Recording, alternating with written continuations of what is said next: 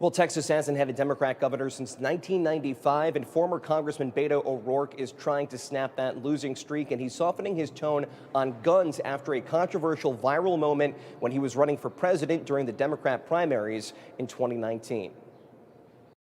Hell yes, we're going to take your AR-15, your AK-47. We're not going to allow it to be used against our fellow Americans anymore. But while campaigning in Tyler, Texas earlier this week, O'Rourke says if elected governor, he wouldn't take away those guns. I'm not interested in taking anything from anyone. What I want to make sure that we do is defend the Second Amendment. I want to make sure that we protect our fellow Texans far better than we're doing right now. But shortly after announcing his run for governor, O'Rourke doubled down on the pledge he made during the Democratic presidential primary debate. Yes, I still hold this view, but I also have been listening to my fellow Texans who are concerned about this idea of permitless carry that Greg Abbott has signed into law. And O'Rourke is accusing Governor Abbott of not listening to law enforcement. Now, Governor Abbott is facing a primary challenge from a number of candidates, including former Congressman Allen West. But a University of Texas poll shows that in a head-to-head matchup, Abbott would beat O'Rourke handily, and that O'Rourke's favorability rating is at just 35%. But for Second Amendment enthusiasts, O'Rourke's comments will be difficult to forget. Back to you.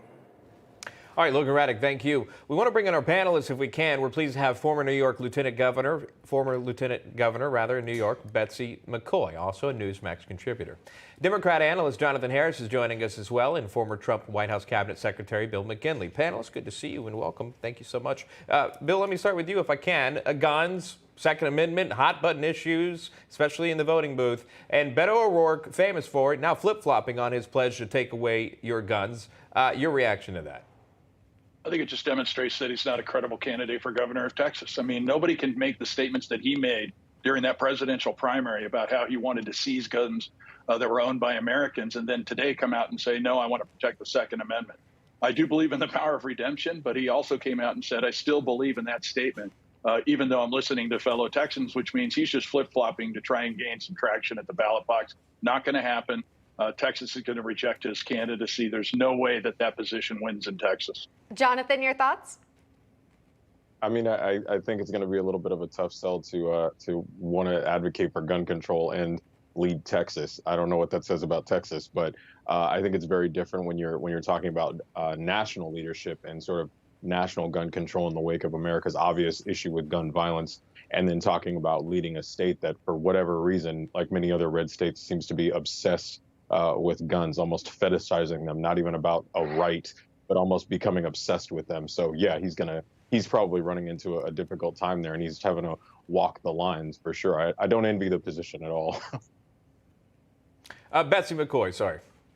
Texans are well aware of what most Americans also see, which is the cause of the tremendous violence in this country is not gun ownership.